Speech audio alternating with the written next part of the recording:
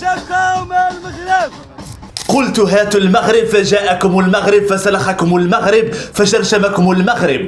ما تبقاوش تقارنوا راسكم مع واحد البلاد، مع واحد المنتخب اللي معروف هو الرابع عالميا، وللإشارة أن هذا المنتخب اللي لعب معكم هو منتخب الرديف، مع احتراماتي لهم. اللاعبين اللي ربحوكم واللي غلبوكم وخلاوكم خارجين من الصطاد كسراق الزيت، وسير قلب على سراق الزيت. هاتوا المغرب فجاءكم المغرب.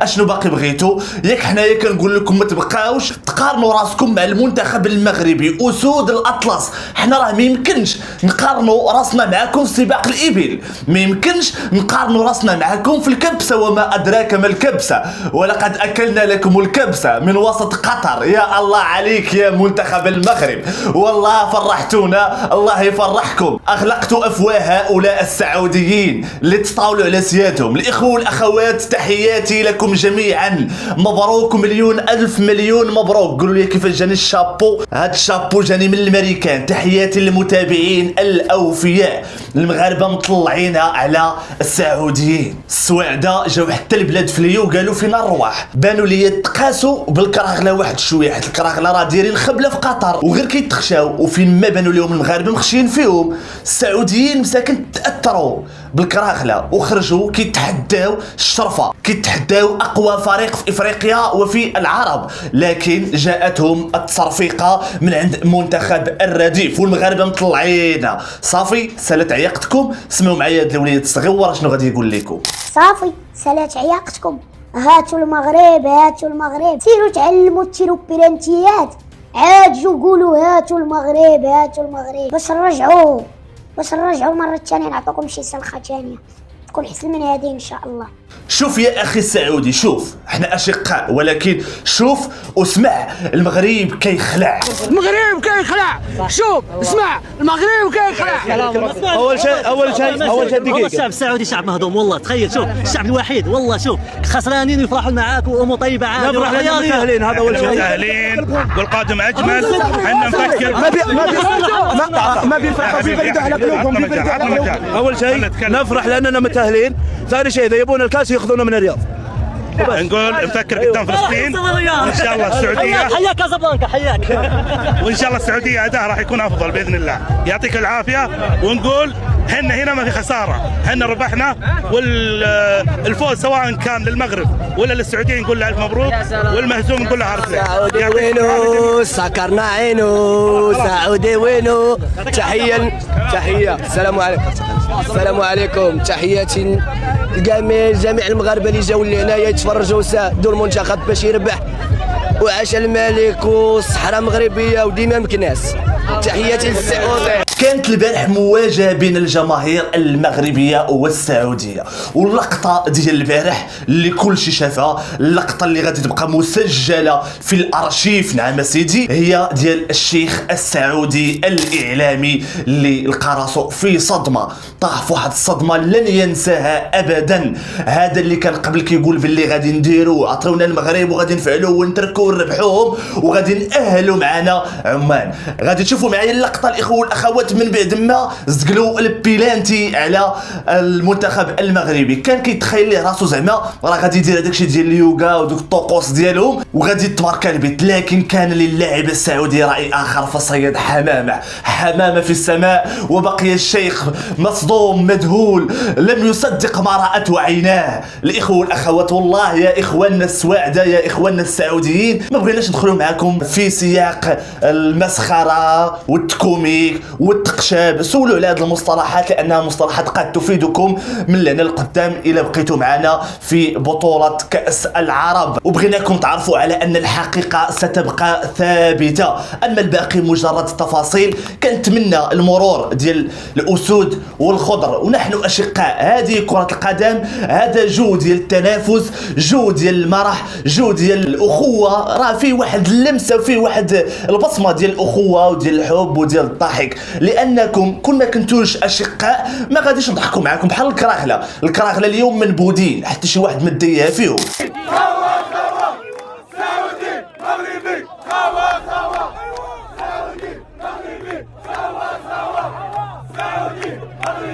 سوا الجماهير المغربيه دايره البصمه ديالها في قطر، وجميع الجماهير كيتمناو باش يبقى المنتخب المغربي. علاش؟ لان الجمهور المغربي جمهور مقبول محبوب لدى الجميع، ماشي بحال الكراكله منبودين. غادي تشوفوا معايا واحد اللقطه اخواني اخواتي الكرام. شوفوا واحد الوليد قطري كيدير واحد الاستجواب مع قناه رياضيه، فاذا بعجوز جزائري خاشي راسو وهز واحد الشراويطه وما عرفتش علاش عزيز عليهم الدل، عزيز عليهم اللي قمعوه. والكراغله عطونا شويه ديال الاتساع، حجر العافيه. وعليكم السلام، كيف الاجواء معك؟ الحمد لله. كيف تتابع الاجواء؟ من تشجع؟ اشجع المغرب. المغرب. من اين انت؟ من قطر. من قطر. تشجع المغرب؟ ايوه. لماذا تشجع المغرب؟ والله تمت فوزها الحلوه، احب لما يشجع وفي قلبي يدق المغرب صراحه. والله ايوه. اعطيني كيف تشجع المغرب في الاستاد، اذا ذهبت الى الاستاد، اذا كنت في الاستاد اليوم كيف ستشجع المغرب؟ والله كريزي، انا هبل اسويها، هبل ارمي عقالي ولا شيء. لدرجة رمي العجال؟ ايه. وفسخ التيشيرت مالي. لا ممكن نكتفي برمي العيال، مش ليس ضروري. كل توفيق للمنتخب المغربي حتى يفرح هذا الصغير، وكل توفيق للمنتخبات العربية فيما تبقى من هذه البطولة.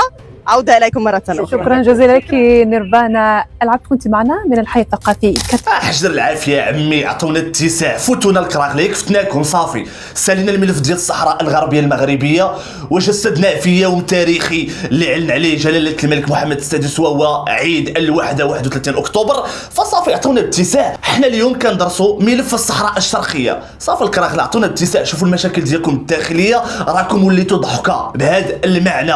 الاخوه والاخوات باش نختموا هذا الموضوع حول السعوديه والمملكه المغربيه او الفرق والجماهير، كنبغي نقول لكم حنايا خاوه نحن اشقاء. ندمتي على الفيديو؟ ايوه. انت معروف حاليا في المغرب بزاف والجماهير المغربيه كتداول الفيديو ديالك. الشعب المغربي لهم كامل الاحترام والتقدير للامانه. الكره كتلعب في الميدان، ما كتلعبش في سناب شات. حبايب المغرب على عيني وعلى راسي. الفيديو ديالك واش كان مقصود منه استفزاز؟ مقصد الفيديو ابين للعالم قوه المنتخب السعودي، لانه راح يواجه افضل منتخب عربي في التاريخ.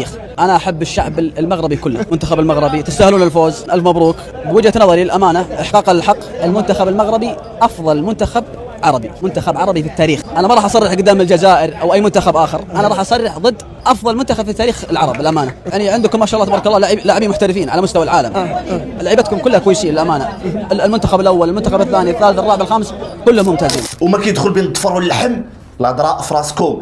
غادي نتلاقاو ان شاء الله مع المنتخب السوري نهار 11 يوم الخميس. غادي تكون المباراه مع 3:30 ان شاء الله من ربوحه، وان شاء الله علاش لا اللي ما نوصلوش النهائي، وعلاش لا اللي ما ناخذوش الكاس. حنا دابا راه غير مقصرين. المنتخب الرديف كيلعبوا معاكم، كيقصروا معاكم، كيسخنوا معاكم شي شويه. الا وصلنا دينا الكاس هو هذاك، ما ديناش الكاس هو هذاك. حنايا اللي كنتظروا هو كاس افريقيا اللي غادي تلعب عندنا في المملكه المغربيه ان شاء الله في هذا الشهر الجاري. وعندنا كذلك كاس العالم كنوجدوا ليه، وعندنا بزاف ديال التظاهرات الرياضيه اللي خصنا نعطيو فيها كل المجهودات ديالنا. وكنتمناو من اللاعبين والمدربين والجامعه الملكيه انهم يحطوا النقط على الحروف، ونتمناو الكاس الافريقيه ما تخرجش من المملكه المغربيه. اما كاس العرب راه ما لعبوش فيه الدراري الكبار، ما لعبوش فيه اللاعبين النجوم بحال مثلا حكيمي، الرحيمي، ابراهيم دياز، الزلزولي، مرابط، وزيد من اللاعبين اللي تبارك الله عندهم بصمه قويه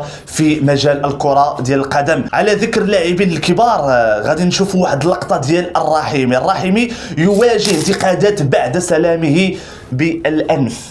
حط منخرو على منخر واحد الخليجي، قال لك انسجاما مع التقاليد الخليجيه. هاد اللقطه اللي انتقدوا فيها بزاف ديال الناس وقالوا لي اش كدير ياك ما بغيتي تولي من اصحاب الهضره في راسكم. لا اسمح لي يا اخي الرحيمي، هاد اللقطه هادي ما كانش عليك تطيح فيها، وما كانش عليك تخليهم يفرضوا عليك شي حوايج من التقاليد ديالهم. بما انك مغربي وولد مدينه الدار البيضاء وكابر في حي شعبي، فانت ولد الوقت، ما تطيحش في هذا الشيء هذا. واش انت زعما هذا الشيء كاع انفتاح واوبن مايند وانسجام؟ لا حنايا كنعرفوا السلام ديال الرجال، السلام ديال الله، السلام عليكم، السلام عليكم. ولكن باش تحط المنخر على المنخر وتقرب انت وياه بحال هكاك وتقريبا راه ما بقى والو، فما كانش عليك تطيح في هذا الشيء. من بعد هذه اللقطه ديال الرحيمي لقى انتقادات قاصحه شي شويه من المتابعين ديالو. انت اللي كان عليك تفرض عليهم التقاليد ديالهم، انت اللي خصك تفرض عليهم انت مغربي، انت اللي خصك تفتخر بانك مغربي وتفرض عليهم التراث ديالك وتوريهم وتبين لهم وهما ينسجموا مع الثقافه المغربيه ومع التقاليد المغربيه. علاش لا ما تعطيش صوره زوينه على بلادك وما تكونش من المستلبين، خصك تكون مغربي قح. وانا ما كنشكش في المغرب في المغربيه ديالك او كنقول انك ماشي مغربي وماشي وطني، لكن هاد اللقطه هادي غادي تخليك في واحد الخانه ديال امين العوني. الا تذكروا معايا امين العوني حتى هو هاد المدلول هذا اللي قال لك غادي يدخل الكراغله للبيوت ديال الناس ديال دارهم وغادي يرحب بهم ويطلع فيهم في كاس العالم، وقال لي ما غاديش يدخل الكراغله للدار راه ماشي مغربي ولد الاصل. يعني خصك تكون راد البال للافعال ديالك وتكون عارف شنو كاين. انا ما رضاش يجي شي واحد يقول لك الرحيمي بانت فيه المصيبه، الرحيمي خرجوا فيه اللوينات، لا هادشي ما نبغيوش حنايا. لا انت مغربي لاعب ديال المنتخب الوطني كوايري تبارك الله عليك، كنبغيوك. وتحياتي للناس ديال الدار البيضاء. وغادي ندوزو مباشره الاخوه والاخوات لواحد الباسل، واحد اللي ما بغاش يحشم، واحد اللي تجاوز كل الخطوط الحمراء في التشهير وفي السب وفي الاستهزاء وفي الاستفزاز، الا وهو مول الحوت. باقي ما بغاش يحشم على وجهه وباقي كيتطاول على سيادو وباقي كيستهزئ بالطاهر سعدون. من بعد ما رفع عليه شكايه كيف ما عرفتو خرج كيكفر ليه في الولد ديالو، كيضرب فيه، كيستهزئ به، جامع واحد الحلايقيه واحد التقيتيقات اللي ما عارفينش بلي راه كيرتكبوا الجرم وكيتطاولوا على السيد وكيضربوا ليه في الولد ديالو وكيقولوا ليه ولدك كافر.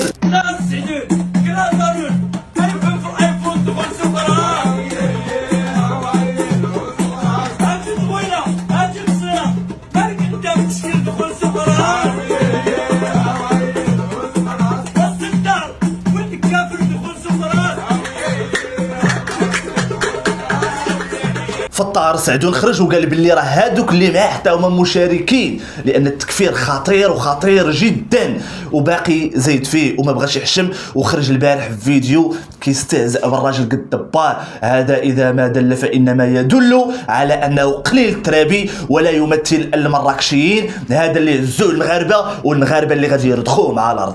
نسمعوا المقطع ديال هذا الباسل ونكمل. السلام عليكم الخوت اللي بيعرف ما الاواخر بينه وبين الاستاذ طاهر سعدون تعرفوا دابا باش المراكشيين انت هما يكونوا على بال وعلى علم. المراكشيين استاذ على بال وعلى علم، كلهم هذوك اللي كانوا في الدقه المراكشيه غادي يجيو.